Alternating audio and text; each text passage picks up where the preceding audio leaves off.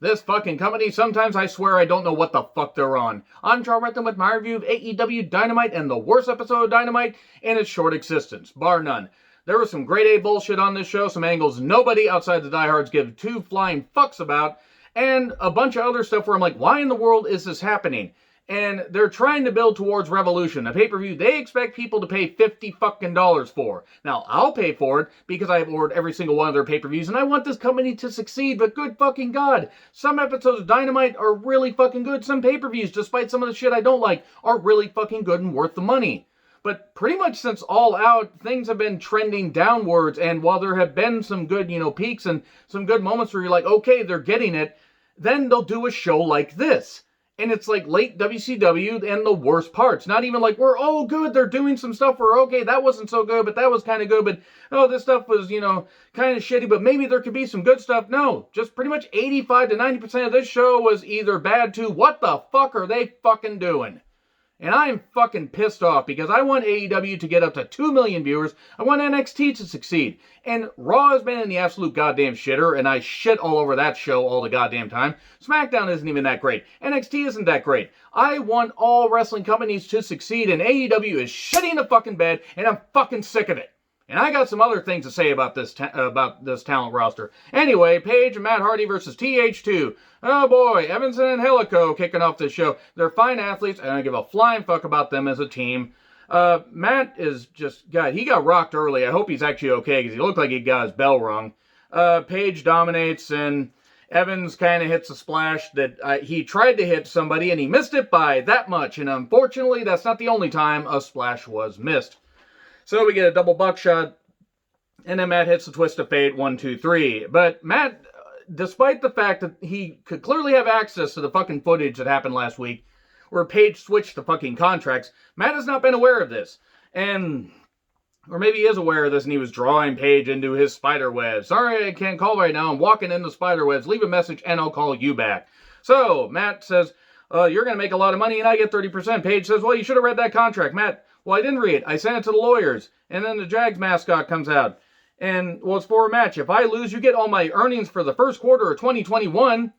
Well, how about if I beat you, I get your earnings for the first quarter of 2021. Earnings of 2021 on a pole match. Vince Russo has struck again.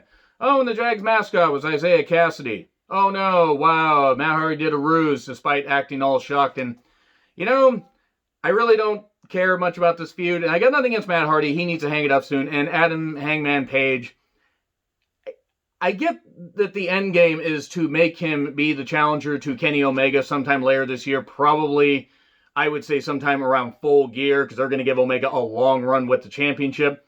I don't think this is doing Page any favors. Now, yeah, he outsmarted Matt Hardy, which isn't really hard to do because Matt Hardy's lucky to even be walking after that horrible bump at All Out, and I'm glad he's okay.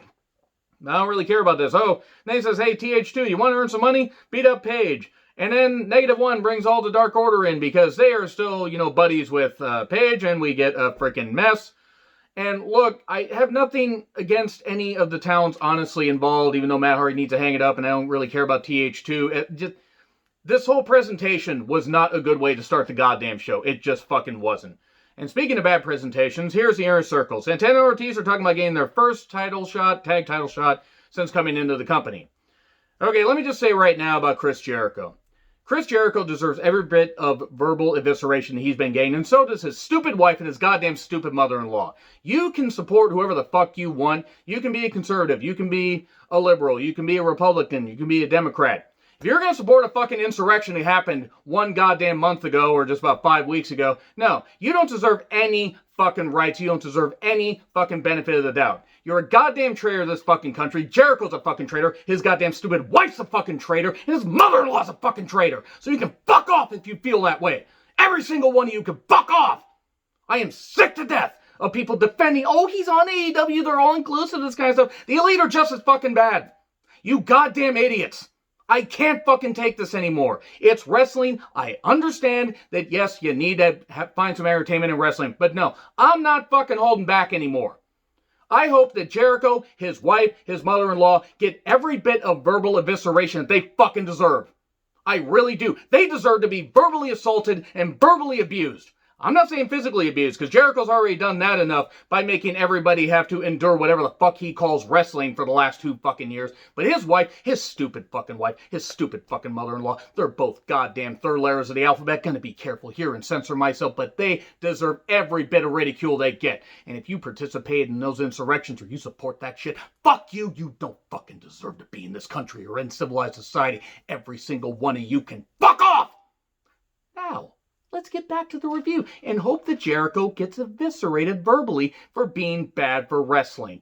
Anyway, MJF talks about Sammy, and Jericho says, well, we know what you were trying to do. You riled up Sammy and he quit, and Sammy, well, you are dead to me. Okay, that really didn't serve any purpose. Oh, by the way, the rest of the U.S. side, or at least the rest of the first round of the U.S. side, are going to be on the YouTube channel for the women's tournament, and the 2 Japanese semifinal matches are going to be on YouTube. I understand the Japanese side. I understand maybe, trying to juice this thing up and add more traffic to your YouTube channel. Don't fucking tell me that this is a good way to present the women. It just isn't a good idea. It's not a good look. Like, you have 2 hours of programming. You can feature the entire U.S. side. There's good ways to do this, and they're not doing it, and it's kind of ridiculous. That being said, the first round of the Japanese side was actually pretty damn good. For somebody who's not all that familiar with the Japanese women, there was some good shit. Anyway, check out my review of that if you'd like. Riho versus Serena Deeb, women's first round U.S. match. And let me say that this is, it's Riho's first AEW match in like almost a year because of the pandemic and a whole bunch of other stuff. And you know what? If Riho had never been made AEW Women's Champion, I actually wouldn't have been as down on her character. I'm not saying she's great. She is good for what, she presents. She's not my cup of tea, but she's not that bad in the ring. Serena Deeb, her knee was hurt, and you could tell her knee was hurt. And she was hobbling around a lot. Now, credit to her for working through that goddamn shit. JR mentions Riho's weight a lot. He seems obsessed with the weight of a lot of the women, and I'm not sure why. So, Serena attacks Riho's knee, and this keeps going. We get the stretch muffler, and then we get a Northern Lights for 2. We get a stomp for 2, and the Gato clutch 1, 2, 3. The match went on a bit, had a few too many kickouts, but that being said, this might have been the best match on the show. I'm still not a big fan of Riho, since something just isn't quite speaking to me with her. But she's got a good, physical charisma, and she's got a good, spirit and everything. And she works well enough in the ring. Just don't have her win this tournament. That's all I say. Anyway, so we then get a video of Jade playing basketball and showing Shaq how to shoot free throws, because he was never that good at shooting free throws in his career. And then we get Orange Cassidy with Chuck Taylor versus Luther with Serpentico. Why isn't this on Dark? I'm not even the biggest fan of Orange Cassidy, but what the fuck. Luther should not be seen really in any kind of ring. I got nothing against Serpentico. Chuck Taylor, whatever. But why, what? Orange Punch, 1, 2, 3. Oh, and Chuck Taylor and Serpentico had their own little match, but the referee said, I'm not going to DQ this. Video package, Darby being dragged by Team Taz. Speaking of Team Taz, apparently Hobbs and Starks could not be there due to travel issues, I think, with everything that's going on in Texas. Let me just say right now, everybody in Texas, if you happen to be watching this, if you're going through all this stuff with the winter weather, the freak winter weather that you guys are getting, in fact, you're getting fucked over by all the power grid stuff and all the stuff going on and the infrastructure, I'm very sorry that you all are going through that. We have tough winters up here. We're just getting over a snowstorm that we have, but and there could be more on the way at some point, probably not as bad, but you guys, I feel so sorry for every single person in Texas dealing with this.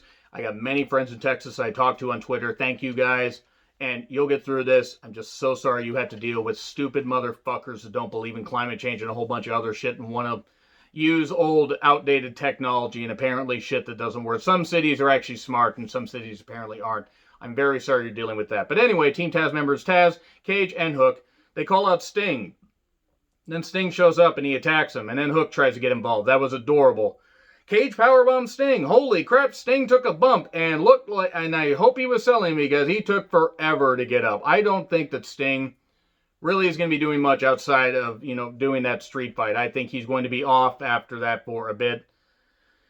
It is what it is. It's just at this point, it's been like 2.5 months since Sting's been there. Finally, he took a bump. I mean, it was like, oh shit, he took a bump. Great. And by the way, Cage, GS, or what is GSMI, GMSI, get my shit in. Good job there. So anyway, Eddie talks about getting rid of Moxley the old-fashioned way, not with beer or pills or women, but beating him up. Okay, that was good. Just too bad this promo came in, right after a whole bunch of other shit. And then we have Omega, Callis, and Nakazawa as Omega reads the Bucks book to a kindergarten class. Is Omega legally allowed to be around children? That's mean. I know Chase and Rance isn't, and Omega claims he didn't know Chase and Rance, and if you don't know the name Chase and Rance, look it up. You'll fucking see why nobody in wrestling or civilized society should associate with a guy that should be in fucking jail. Omega, by the way, I'm just going to go on record right now, is making me not want to see the AEW World Championship on television again. This is not good television to me. You like it, that's fine. Callis is super fucking orange. Nakazawa, I don't know why he's there.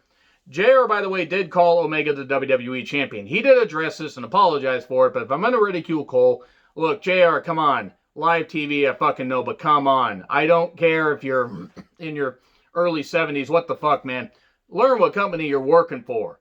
God damn. I mean, God fucking damn. He did work for WWE for a number of years, but he's phoned it in when he did English commentary for New Japan, and he's kind of phoned it in on AEW commentary. Nakazawa gets beat up by a whole bunch of kids, and this segment was one of the worst things I've seen on television this year. And that includes all the shit on Raw, bad shit on SmackDown, and Gargano's group on NXT. I do not care about the AEW World Championship.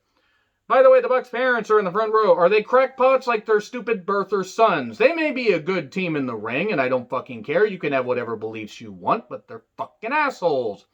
Papa Buck also looks like he had his face stretched to Vincent D'Onofrio levels in Men in Black. And the mother looked like she was Chris Jericho, but with, all the cheek implants like that one was Stifler's mom in American Pie, I think. Yeah, her. Jennifer Coolidge. Good actress. Very funny. Anyway, the Bucks took on Santana Ortiz in an AEW tag title match. Oh boy, look, we got flippy shit and the Bucks no-selling stuff. And sometimes it would sell, sometimes it wouldn't sell. I'm not a fan of the Bucks style. Other people are. That's fine. The Inner Circle or not the Inner Circle, but Omega, the Good Brothers, and Callis are watching TV backstage, mocking how WWE people watch television backstage, which is stupid all around, by the way. I just want to say that. It's fucking rotten, no matter what company it is. And WWE needs to stop fucking doing that. The Inner Circle get kicked out by the ref. And we get an Avalanche Falcon Arrow by, I think, Santana, 1-2, and Street Sweeper for 2, Powerbomb into the front row. I think nearly taking out the Bucks' parents, which, dear God. And then after all that, after all these moves that should have knocked out a freaking elephant, inside cradle, 1, 2, 3. The fuck is this? Alright, the chance retained, and then the Good Brothers eventually show up after a fucking beatdown. Omega doesn't. I don't care about the storyline. I fucking don't. The Good Brothers look like fucking goofs. It's Bullet Club, too sweet, all that. Yeah, here's all I gotta say about the fucking Bullet Club. Nothing against the members in New Japan, and nothing against what these guys do in the fucking ring. The Bullet Club is fucking stale and dead. It's a t-shirt brand. It ain't a wrestling faction. It's a t-shirt brand. So anyway, can you tell I didn't like this show? And it's a shame because I want AEW to fucking succeed. Anyway, Jericho, yeah, oh god, Jericho gets into a fucking shoving match with Papa Buck. Hey, who's the older, more out of shape, more face Botox injected dumb fuck, with bad hair out here? They're gonna do a match, aren't they? Please don't fucking do a match. Are the Bucks supposed to be heels or baby faces? By the way, Brandy then does a gender reveal where Cody and her get a whole bunch of pyro, and it's a girl. Congratulations. Hopefully this keeps Brandy off of television. Seriously, she needs to be healthy, raise her baby healthy, and maybe they could dial it back on the Cody pyro. So, Cody's on commentary for this. Dory Funk Jr. and his wife are in the crowd. Cool. Dory Funk Jr., Florida legend, and Amarillo legend, and still probably legit tough and probably could punch you and you would fucking feel it, even though he's in his 80s or late 70s. So, there's going to be a face of Revolution or some kind of Revolution ladder match. They threw so much shit at me that I could only write so much stuff down. Matt and Mike Sydal versus FTR. I did not know that Matt Sydal had a brother. Nothing against him. I met Matt Sydal at an indie show about a year and a half ago. Very nice guy. It was well worked. Big Rig pins Mike. Big Mike! God. I hate the fact that New Japan promoted Michael Elgin like he was anything good. But anyway, FTR then went to cut Mike's hair like they cut the horns off of Luchasaurus' mask. Oh, lights out, and on the screen, Luchasaurus has the mask that's cut off, and oh, he's without the mask. And then suddenly lights back on, and you have Luchasaurus, Jungle Boy, and the idiot midget that's there. And Marco, I know he was kidnapped by FTR, and they let him go. He should not be there. He shouldn't be in the fucking ring. Shouldn't be fucking doing anything. It's fucking embarrassment. So, they have a freaking, brief brawl. And I think Tully Blanchard is wrestling. I think they're going to actually have a 6-man match at Revolution or on Dynamite. I'm not really sure. Somebody alluded to that. They threw out so much shit here. So, Paige versus Isaiah Cassidy next week. Semifinals of the U.S. side of the women's tournament. Hager versus Cutler. And the Varsity Blondes are in action. And then we have the Cody and Red Velvet versus Shaq and Jade Cargill match on March 3rd. And Revolution hype, which Scorpio Sky is back in action, so that's good. Apparently he's rehabbed that back injury. And then Mox talks about facing Kenta and winning back the title from Omega. And then we get Eddie Kingston butchering Blade with the bunny. Oh, boy, the bunny. I'm just going to say right now, Blade and her, you know what, he's lucky. Good on them. They seem like a happy couple. They took on Archer with Jake Roberts, Phoenix, and Jon Moxley. I'm not going to try to do it like Justin Roberts because I don't go for 16-year-olds like Justin Roberts does. Go for the correct age. Go for legal age, you dumb son of a bitch. What the fuck is wrong with anybody? Stop fucking going for underage people. Girls or guys, what fuck? Stop it. Get some help. Why bother with tags is what I wrote down, because this was just a melee. Now, there's nothing wrong with melees, except we saw a whole bunch of melees already, so this was just a bunch of noise. Phoenix does incredible shit in the ring. He's also going to frickin' really hurt himself badly doing one of those spots where he does one of those dives or one of those twists or does something, and he's just going to land badly, and he's going to land wrong at the worst time, and he's not going to feel it. He's not going to feel anything for a while. I want Phoenix to have a long career. He needs to take it easy. Anyway, he did a tribute to Eddie with the frog splash. That was very nice. Choke on Eddie, but it gets broken up, and then everybody dives, including Archer diving on everybody, which was very scary. A 270-pound, 6'9" missile running at you.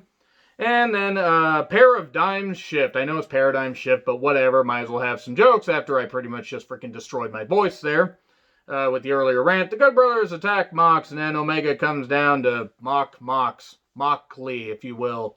That was lame. And then says, hey, I saw that you had your buddy Tony Khan, right? Your boss Tony Khan. Kenny, you work in the same company. I know you're an idiot, a jerry-curled idiot, but you should be able to figure this out. Anyway, he says you snuck a rematch clause in there. So, okay, what do I have to do? Do I have to put you in the ground, bury you, all that? How about let's have an exploding ring barbed wire death match at Revolution? I don't do this with AEW notes very often because I try to be kinder. Let me tell you right now, I will still order Revolution. I will still order it. Because I am bound and determined to support the people that I really like here. But let me tell you, AEW is fucking testing my patience. This is a big reason why I'm glad that I watched this show and NXT on delay. Because AEW does some bonkers shit. Some of it for good, some of it for bad. But at least stuff's happening. And NXT is just fucking bland. This was a bad fucking show, and I have no problem fucking saying that. And if you want to get upset at me, let me know in the comments. That's fine. But let me tell you, I want AEW to succeed. I'm fucking sick of waiting and waiting and waiting for them to do stuff that ain't nuanced. It's bad booking. Anyway, agree, disagree with what I said, like, share, subscribe, Twitter handle in the description. I'm John Ritlin. I'll see you soon.